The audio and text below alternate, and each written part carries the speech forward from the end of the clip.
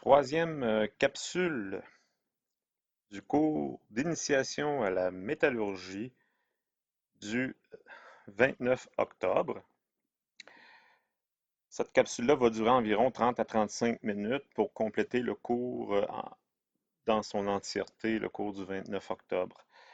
Nous allons aborder un nouveau sujet dans le cadre du cours concernant les alliages métalliques. Nous allons euh, parler plus en détail de tout ce qui concerne les propriétés mécaniques des matériaux, donc des alliages métalliques inclus. J'ai déjà exprimé des notions dans quelques chapitres précédents sur les propriétés mécaniques. On a déjà parlé de résistance mécanique lorsque on abordait le sujet du classement des aciers et des aluminiums. On avait vu, par exemple, dans la grande famille des alliages aluminium, qu'il y avait des alliages qui étaient plus résistants que d'autres, mais je n'avais pas encore eu l'occasion de définir exactement de quoi on parle quand on parle de résistance mécanique, comment on l'exprime, à quoi ça correspond exactement. Donc, c'est ici que nous allons détailler davantage les notions, entre autres, de résistance mécanique, mais dans l'ensemble, les propriétés mécaniques. Alors, allons-y. Donc, j'espère que vous ne serez pas choqués par cette image, mais du point de vue pédagogique, je trouve que c'est une bonne façon d'expliquer la notion de contrainte. Parce que lorsqu'on parle de résistance mécanique, une résistance mécanique, en réalité, c'est un niveau de contrainte. Donc, pour comprendre la résistance des matériaux, il faut donc comprendre la notion de contrainte mécanique. Donc, c'est quoi une contrainte mécanique? Ben, c'est une force ou un poids. Donc, une force et un poids, c'est la même chose, appliquée sur une surface. On peut la qualifier comme étant une concentration de force. Et là, vous allez mieux comprendre pourquoi j'ai pris cette image-là d'une dame portant des talons aiguilles. Euh, si vous vous mettez à la place du plancher, à l'endroit même où pointe la flèche, le plancher, à l'endroit précis où l'aiguille est appuyée, le plancher sent un niveau de charge important. Pas du fait que la dame est nécessairement en surpoids. Ça peut être une dame qui peut avoir un poids de 110, 120 livres, mais tout son poids est concentré sur une petite surface, de sorte que du point de vue du plancher, à l'endroit même où se trouve le talon aiguille, la résistance supportée, la contrainte appliquée, elle est très grande, de sorte que si la dame se promène sur un plancher de bois franc, elle peut facilement abîmer le plancher, déformer le plancher à l'endroit même où le talon aiguille est appuyé. Donc, bien nécessairement, si la dame enlève ses souliers talons hauts, il n'y a pas aucun risque de briser le plancher parce que tout son poids va être réparti sur une plus grande surface. Donc, la contrainte que va supporter le plancher va être moins grande. Donc, plus la surface est petite, maintenant, imaginez des talons aiguilles encore plus fins. Donc, il est très facile de s'imaginer que le plancher va être endommagé parce qu'au niveau même où se situe le talon aiguille, la contrainte, donc la charge, le poids de la dame combiné à la faible surface, va avoir dépassé la résistance du plancher de bois. Donc, c'est ça, une notion de contrainte. Et donc, il y a deux façons d'augmenter la contrainte. Soit que vous augmentez le poids, donc imaginez que une dame plus corpulente puisse porter les mêmes souliers, donc le poids va être plus important. On a plus de risque d'endommager le plancher. Ou, comme je l'ai exprimé précédemment, l'autre façon d'augmenter la contrainte, c'est de remplacer les souliers avec des talons aiguilles encore plus fins que ce que vous voyez à l'écran. Donc là aussi, la contrainte serait augmentée et pourrait dépasser la résistance du plancher. Donc, si on ramène ça, cette notion-là, au niveau de ce qui nous intéresse le plus dans le cours, au niveau des alliages métalliques, Une contrainte trop élevée sur une pièce métallique peut entraîner une déformation, voire même la rupture, parce que soit que la charge appliquée était trop élevée, ou soit que la pièce est trop petite. Donc, en fonction des niveaux de charge, les concepteurs d'objets en métal qui sont destinés à supporter des charges, comme la grue que vous voyez à l'écran, qui manifestement a subi une surcharge parce que la grue, on voit qu'elle est pliée, elle est tordue. Ceux qui conçoivent ce genre d'application-là doivent prévoir, doivent connaître les niveaux de charge qui vont être appliqués sur la pièce. Donc, il faut connaître les conditions en service. On va faire la même chose, par exemple, pour les poutres de pont. Donc, on va donc s'interroger sur la taille des poutres, des objets, des pièces destinées à supporter les charges pour pouvoir faire en sorte que la contrainte ne puisse pas être trop élevée sur le matériel.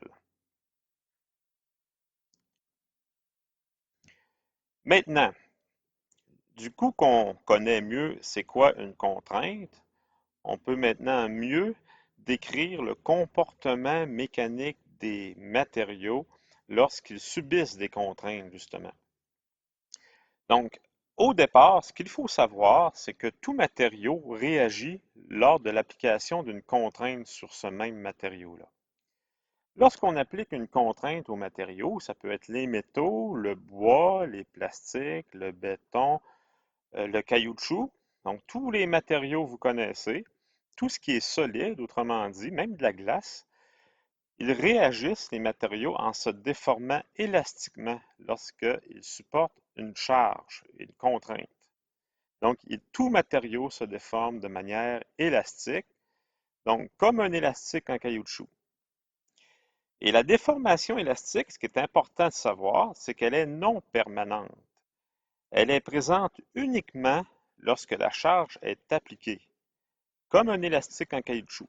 Donc, vous avez remarqué que lorsque vous étirez un élastique, il s'allonge, il se déforme, et lorsque vous le relâchez, il reprend très exactement sa longueur initiale. Tous les matériaux se comportent comme ça. Donc, si vous appliquez une charge sur une tige en acier, ben, la tige d'acier va se déformer élastiquement comme l'élastique en caoutchouc. C'est le cas pour tous les matériaux, le verre, le plastique, peu importe. Le niveau de déformation élastique, est- il est proportionnel au niveau de charge appliquée. Donc, vous avez remarqué que vous avez tous déjà étiré un élastique et vous vous êtes rendu compte que pour étirer davantage l'élastique, vous devez appliquer une force plus grande. Donc, c'est comme ça pour tous les matériaux. Pour augmenter la déformation élastique, il faut augmenter la charge, il faut augmenter la contrainte appliquée. Donc, et ça au niveau de manière proportionnelle. C'est-à-dire que si je veux doubler la longueur, euh, ben doubler, pas exactement, mais si on veut augmenter la longueur, il faut augmenter proportionnellement la charge. Et cela nous amène à la première propriété mécanique dont je vais vous parler, la rigidité. Donc, rigidité, c'est un mot que vous avez entendu souvent lorsqu'on décrivait le comportement des matériaux dans n'importe quelle situation, la télévision, etc. Donc, rigidité, ça vient avec la déformation élastique. Et là, je vais prendre bien soin de faire la distinction entre la rigidité et la résistance. C'est deux choses complètement différentes, mais très souvent dans les médias ou peut-être même dans la littérature, j'ai même observé dans les notes de cours de sciences de mes enfants qu'il y avait manifestement une confusion entre résistance et rigidité. C'est pas du tout la même chose. Donc, pour définir clairement la rigidité, c'est quoi la rigidité? Ben, par exemple, la rigidité d'un élastique en caoutchouc est très faible car l'allongement obtenu est important pour une charge appliquée qui est faible. La rigidité, c'est la résistance à la déformation élastique. Donc, je l'ai pas exprimé comme ça dans mon PowerPoint, mais c'est ça la rigidité. Ça ne concerne que la déformation élastique. Donc, un élastique en caoutchouc, c'est pas rigide. Pourquoi?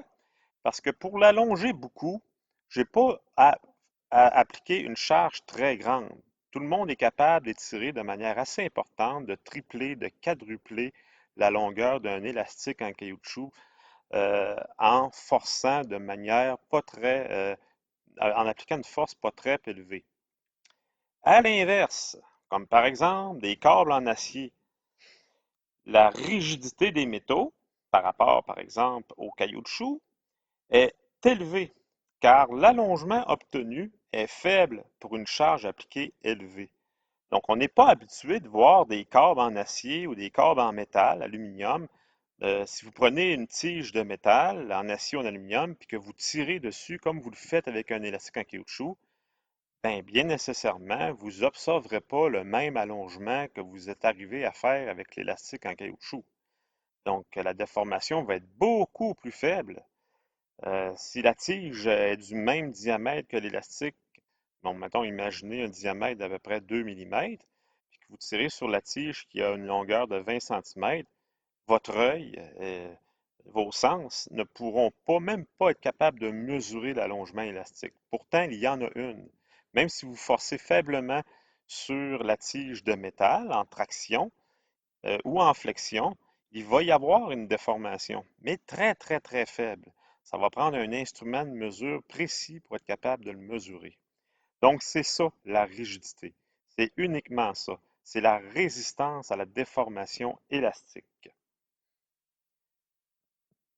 Et la rigidité, ben, à tous les jours, vous observez le comportement rigide de différents matériaux, de différentes pièces d'usage courant de la vie de tous les jours. J'ai mis 4 exemples ici où la rigidité, elle est visible. Un plongeon, bien entendu, les plongeons, c'est pas fait en métal, mais c'est un matériau qui, lorsque une charge est appliquée au bout, elle est soumise à une mise en charge qu'on appelle flexion, et on voit très bien le plongeon plier sous le poids du plongeur qui plonge. Donc, cette déformation-là, elle est élastique uniquement.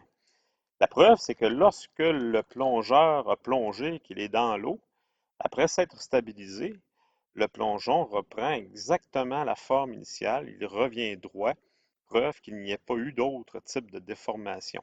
Donc, la déformation élastique, c'est une déformation non permanente. Elle n'est réalisée que lorsque la charge est appliquée.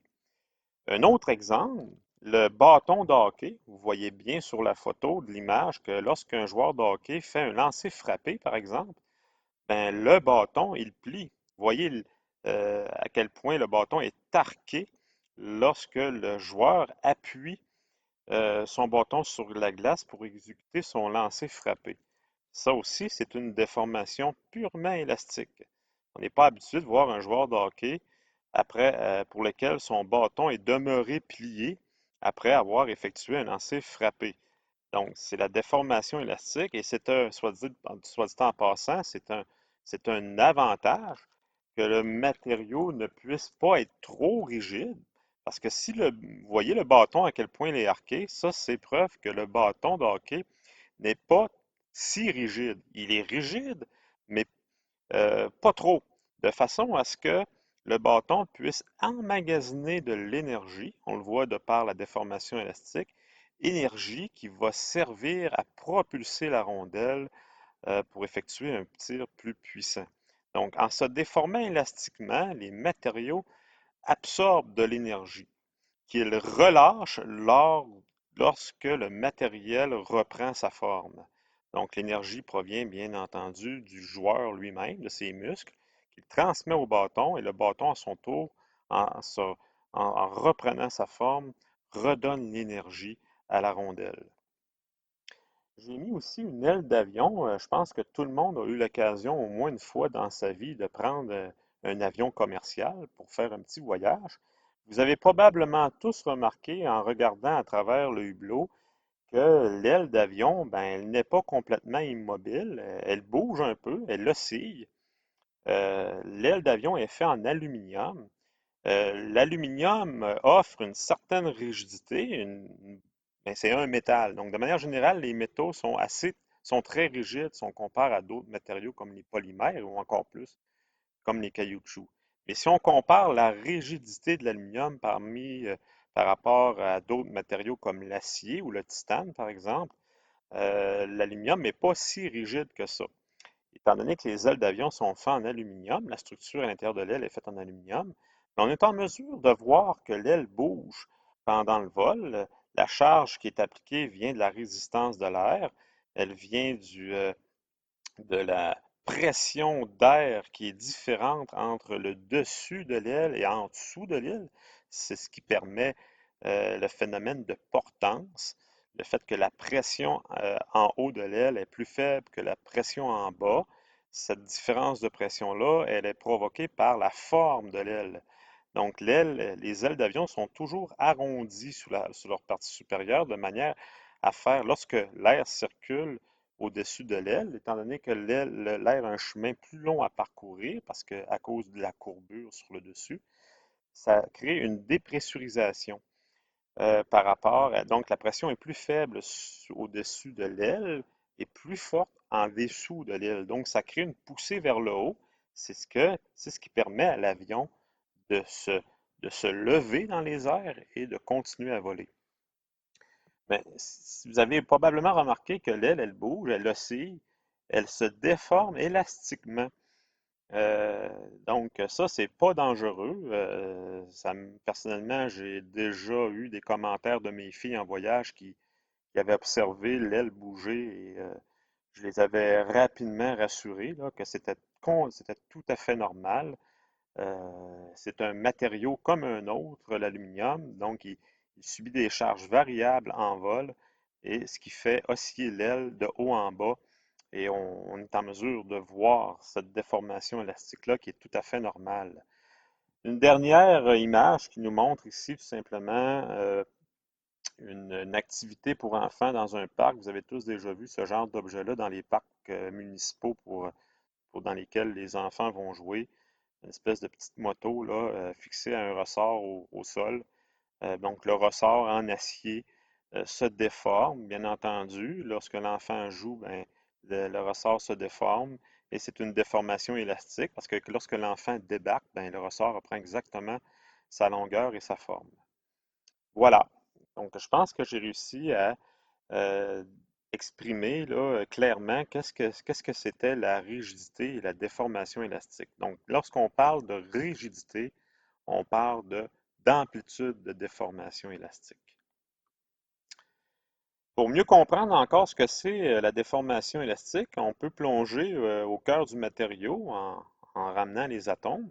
Et pour expliquer complètement la déformation élastique, au niveau atomique, que se passe-t-il? Ben, on utilise souvent le modèle des ressorts pour décrire la déformation élastique des métaux. Vous avez ici des atomes métalliques faisant partie d'une structure cristalline telle qu'on l'a décrite au chapitre précédent. Et vous observez qu'il y a des ressorts qui relient les atomes voisins entre eux. Ben, on peut imaginer que les atomes sont attachés entre eux par des ressorts, ce qui est en réalité pas le cas, là. Mais ça permet de comprendre la déformation élastique, de s'imaginer que les atomes sont liés entre eux par des ressorts. Lorsqu'on applique une charge, les atomes s'éloignent les uns des autres, mais tout en demeurant attachés. Et lorsque la charge est relâchée, les atomes reprennent leur position. C'est certain que pour expliquer ce genre de choses, ben, ça va pas mal mieux avec une animation. Donc, c'est ce que je vais faire. Je vais vous lancer une animation qui va vous permettre un petit peu mieux de comprendre. Donc, vous voyez ici les atomes attachés par des ressorts. Et lorsqu'on applique une charge, ben, que se passe-t-il? Ben, on peut s'imaginer que les atomes, ben, ils vont s'éloigner les uns des autres. C'est vraiment ce qui va se passer dans l'animation. Vous voyez les flèches qui représentent l'application d'une charge en traction.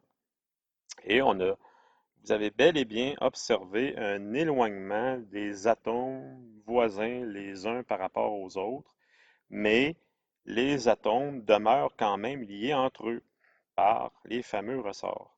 Mais ce que vous avez observé, c'est qu'il y a eu un allongement, effectivement. Et c'est vraiment comme ça, dans le matériel, lorsque vous imposez une contrainte, les atomes auront tout de suite tendance à s'éloigner les uns des autres de cette manière-là, comme s'ils étaient attachés par des ressorts. Voilà. Et bien entendu, lorsqu'on relâche la charge, les atomes reprennent exactement leur position qu'ils avaient au départ. Donc, c'est une déformation non permanente, déformation élastique. Et la rigidité, ben, ça pourrait être associé à la raideur des ressorts. Donc, des ressorts très mous, ben, le matériau est peu rigide. Si on remplace les ressorts par des ressorts plus raides ou plus gros, ben, les atomes vont s'éloigner moins sous l'application d'une même charge. Donc, la déformation élastique va être plus petite. C'est la démonstration du fait que le matériel il est plus rigide. Voilà. Donc, on va aller refaire se déformer encore.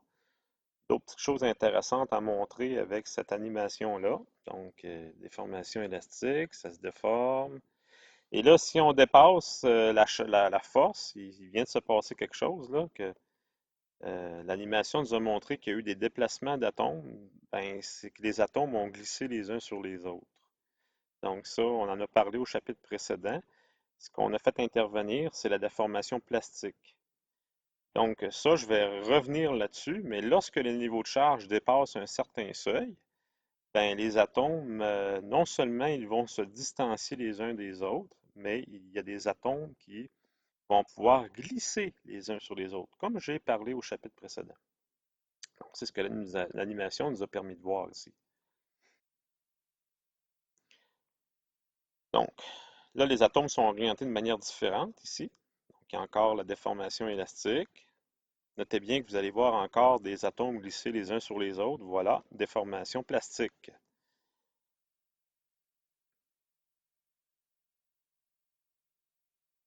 Encore des atomes. Ici, on a enlevé un atome, mais ça, c'est pas.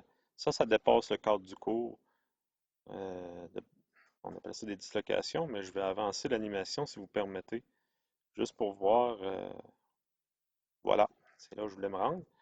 Euh, Si vous avez bien suivi le chapitre précédent, la microstructure, j'ai expliqué que dans un métal, il y a plusieurs zones, ce qu'on appelle les grains. Et les grains, c'est quoi? Ben, c'est des atomes empilés dans une direction précise.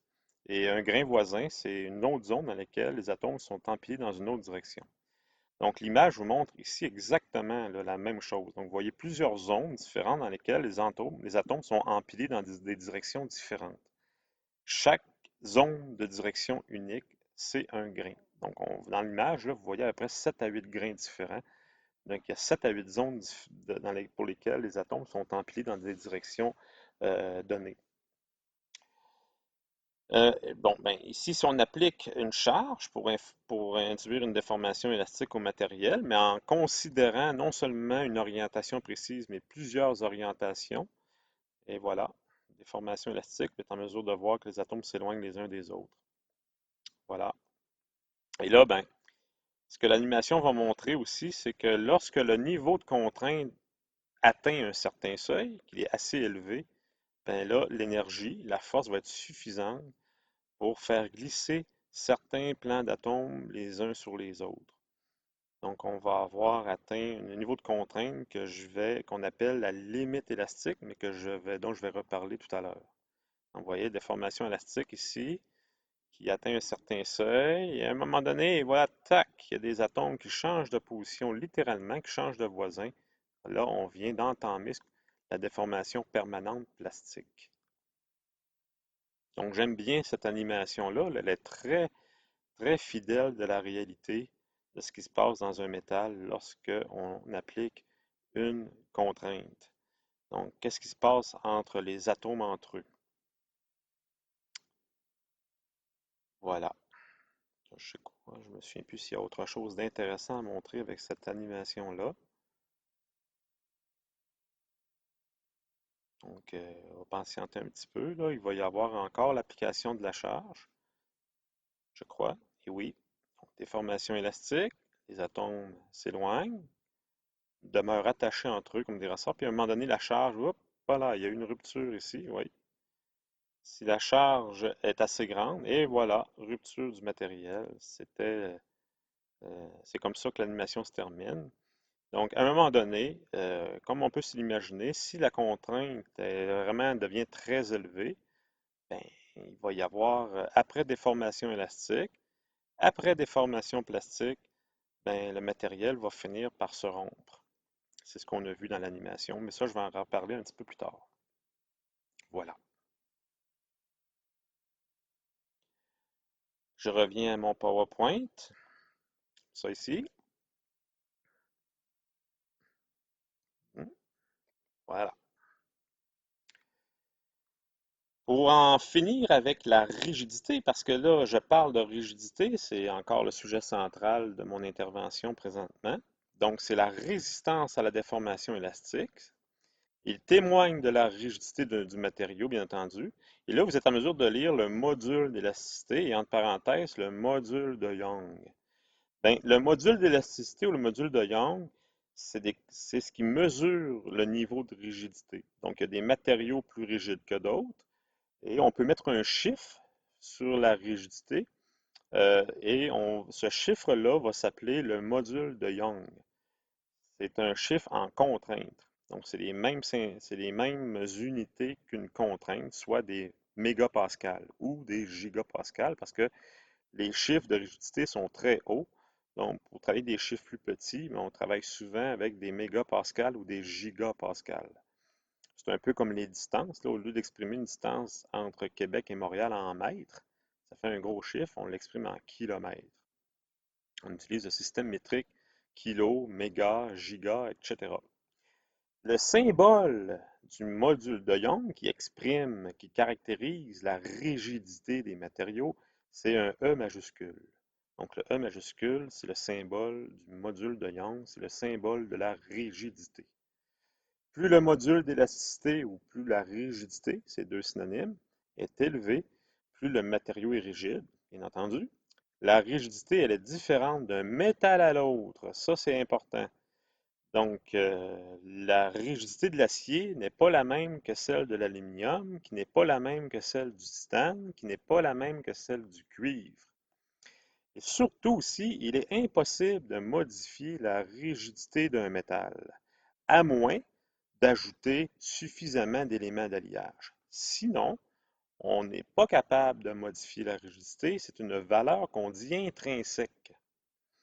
Donc, on ne peut pas remplacer les ressorts entre les atomes par d'autres ressorts. Le module de Young de l'aluminium est 3 fois moins élevé que celui de l'acier. Il est d'une valeur de 69 gigapascales pour l'aluminium. L'acier, c'est autour de 210 gigapascales. Donc, autrement dit, si vous fabriquez un plongeon en acier et vous, et vous fabriquez un plongeon en aluminium qui ont la même taille, puis qu'on met le même plongeur au bout de chacun des deux plongeons, là, vous allez me dire, ça se peut pas, là, personne ne peut pas être à deux places en même temps. Bon, on va s'imaginer deux frères jumeaux qui ont le même poids, d'accord? Et qu'on en met un au bout du plongeoir en acier et l'autre au bout du plongeoir en aluminium, ben, ce qui va arriver, c'est que l'amplitude de déformation va être 3 fois plus élevée sur le plongeoir en aluminium. L'aluminium va se déformer élastiquement 3 fois plus. Donc, ça, ben, ça ne peut pas être modifié. On ne peut pas augmenter la rigidité d'un alliage en particulier. Cela maintenant nous amène à une deuxième caractéristique mécanique des matériaux. Donc, après la rigidité, on va aborder ce qu'on appelle la limite élastique. Vous l'avez en anglais en parenthèse ici, le real strength.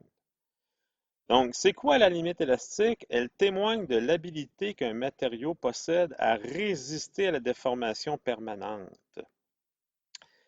Plus exactement, c'est la contrainte que le matériel supporte, à partir de laquelle le matériau cesse d'être élastique et commence à se déformer plastiquement. Là, j'ai dit une petite inexactitude, là, c'est qu'en réalité, il ne cesse jamais d'être élastique. OK? Sauf que pour comprendre un peu mieux, je dis qu'il cesse d'être élastique pour mettre en évidence ce qu'on appelle la déformation plastique. Donc, il y a deux sortes de déformations que les matériaux, pour lesquels les matériaux sont susceptibles d'être victimes ou de se comporter. Donc, déformation élastique, on a clairement expliqué. Et si le niveau de charge est assez grand, le matériel peut commencer à se déformer plastiquement, donc de manière permanente. Et donc, il y a une contrainte qu'il faut atteindre. Il faut atteindre un niveau de contrainte au matériel pour que les mécanismes de glissement des plans dont on a parlé dans la capsule précédente puissent se réaliser. Et cette contrainte-là, ça s'appelle la limite élastique. L'unité de mesure, ben c'est dans le système impérial, on parle de livres par pouce carré. C'est une unité de mesure de contrainte. Et ou encore le mégapascal dans le système métrique. Donc, vous voyez l'image à droite, on a une tige de métal pour laquelle on applique une force en traction. Dans le domaine élastique, quand la force elle est appuyée, il y a une déformation élastique, puis quand on la retire, le matériel reprend exactement la longueur initiale. Mais si la même tige, on force beaucoup plus, on dépasse un certain seuil, et lorsqu'on relâche la contrainte complètement, bien, vous voyez que le matériel, il est demeuré déformé. Donc, il y a une déformation permanente. Là, ce que montre la flèche rouge, là, c'est qu'on voit bien que la tige est devenue plus longue qu'à l'origine, donc déformation plastique. On l'avait déjà bien expliqué, ce comportement-là, dans des capsules précédentes.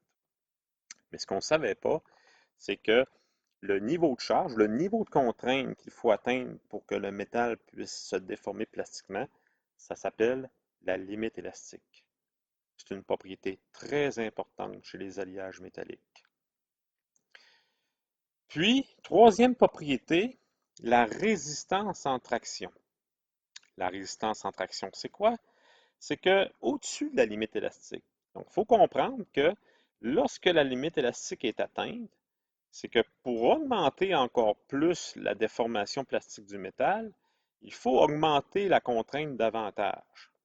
Et vient un moment donné où le métal n'est plus ductile, et à ce moment-là, la contrainte qu'on aura atteint là, à partir au moment où ce que le métal n'est plus capable d'être ductile, et à ce moment-là, le métal n'aura d'autre choix que de se rompre, il va se casser, mais cette contrainte-là qui a provoqué la rupture de la pièce, ça s'appelle la résistance en traction ou la résistance ultime. En anglais, on utilise souvent le terme Ultimate Tensile Strength, UTS. Elle correspond donc à une contrainte plus élevée que la limite élastique. C'est soit égal ou plus élevé. Le métal n'est plus capable d'être ductile et les atomes rompent. Là, il y a une faute, là, j'aurais dû le conjuguer. Rompent alors leur liaison. Ils brisent leur liaison. Comme on a vu dans l'animation précédente, on a vu tous les atomes, on a vu deux sections là, se briser à la toute fin de l'animation de tout à l'heure. Donc, le niveau de charge qu'on en avait atteint lorsqu'on avait, dans l'animation précédente, le niveau de charge qui avait été atteint pour provoquer cette rupture-là, c'est la résistance en traction. Et plus cette valeur est élevée, plus le matériau est résistant. Et encore là, comme ça l'était pour la limite élastique, l'unité de mesure de la contrainte qui exprime la résistance à traction, c'est bien entendu la même. C'est des livres par pouce carré ou encore des mégapascales. Donc en réalité, la limite élastique et la résistance en traction, ce sont des contraintes. Mais la limite élastique, c'est la contrainte qu'il faut atteindre pour que le métal puisse commencer à se déformer plastiquement. Et la résistance à la traction, c'est la contrainte qui aura causé la rupture finale du matériau. Voilà. Et quand on parle de résistance, ben, il faut préciser de laquelle on parle. Parce que la limite élastique, souvent, on utilise le terme résistance pour qualifier la limite élastique. Donc, des fois, c'est important de clarifier de laquelle des deux on veut parler. Est-ce que c'est la limite élastique ou c'est la résistance en traction? Quatrième propriété mécanique, l'allongement à la rupture ou la ductilité. Donc, comme on le sait, c'est que les métaux sont capables de se déformer plastiquement. C'est ce qui s'appelle la ductilité. Est-ce qu'on peut mettre un chiffre sur la ductilité? Oui, les métaux, les alliages métalliques euh, ont une certaine ductilité qui varie d'un alliage à l'autre, mais même pour un alliage en particulier, on peut modifier la ductilité. Soit dit en passant, là, la limite élastique, la résistance en traction, ainsi que l'allongement à la rupture sont trois propriétés mécaniques que l'on peut changer pour un même alliage. Un même alliage peut être parfois moins résistant et parfois plus résistant. Il peut être parfois moins ductile et parfois plus ductile. Donc, on peut modifier la résistance et l'allongement à la rupture d'un alliage en particulier, contrairement à la rigidité qui, elle, ne peut pas changer. Donc, l'allongement à la rupture, c'est la ductilité, c'est la capacité d'un matériau à se déformer plastiquement. Elle ne concerne donc pas la déformation élastique. Donc, quand on parle d'un matériel ductile, ça ne concerne pas la déformation élastique. Un élastique en caoutchouc, c'est pas ductile. Par contre, c'est très élastique. Vous voyez la distinction entre les deux. Parce que vous avez tous déjà fait l'expérience, un élastique en caoutchouc, si vous le déformez élastiquement jusqu'à son maximum, ben vous n'avez jamais fait l'expérience que l'élastique commençait à se déformer comme une gomme à mâcher par la suite puis qui demeurait déformé. Ce que l'élastique va faire, c'est qu'il va se déformer à son maximum, puis quand on va avoir atteint la limite élastique de l'élastique en caoutchouc, si je force davantage, l'élastique va casser. Donc, la limite élastique et la résistance ultime en traction d'un élastique en caoutchouc, c'est la même chose, ils sont confondus l'un sur l'autre. Là, ici, on parle de ductilité de déformation plastique. Elle correspond à la déformation plastique totale que le matériau a subie à la rupture.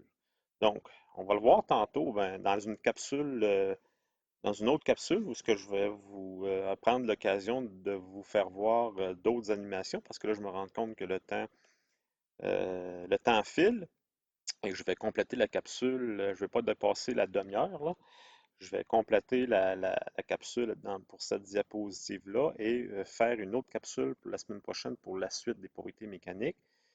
Et future capsule dans laquelle je vais vous montrer plusieurs animations pour mieux vous expliquer l'ensemble des propriétés mécaniques. Et pour finir avec la ductilité, c'est que plus l'allongement permanent est grand, plus le matériau est ductile. Donc, si le matériau, avant de se rompre, il s'est déformé plastiquement beaucoup, ben, c'est que le matériau a démontré une grande ductilité. Et on mesure ça comment, la ductilité? Ben, ça correspond au pourcentage d'allongement par rapport à la longueur initiale avant déformation, avant l'application de la contrainte, ben, avant l'atteinte de la limite élastique. Donc, imaginez que vous avez un morceau de plastine qui a une certaine longueur, et puis là, ben, vous forcez, puis vous l'allongez. Vous doublez sa longueur. Puis là, bien entendu, lorsque vous relâchez, le morceau de plastine va demeurer allongé. On va lui avoir fait réaliser une déformation plastique, bien entendu. Ben, si vous doublez la longueur, si par exemple le morceau de plastine il faisait 10 cm de long, puis après ça, après l'avoir étiré, il fait 20 cm, il s'est donc allongé d'un 10 cm. Donc, pour exprimer son allongement, on fait 10 divisé 10, l'allongement, divisé par 10, la longueur initiale, fois 100, ce qui donnerait 100%. Lorsqu'on double quelque chose, ça correspond à une augmentation de 100%. Voilà, je pense que ça va compléter pour la capsule pour cette semaine, là. Euh, D'ici là, je vais faire une autre capsule jeudi prochain, donc tombant à la date du 5 ou du 6 décembre. Vous allez avoir trois autres capsules. On va compléter les propriétés mécaniques. On va voir aussi quelques autres sujets tout aussi intéressants. Donc, je vous souhaite une bonne fin de semaine, tout le monde.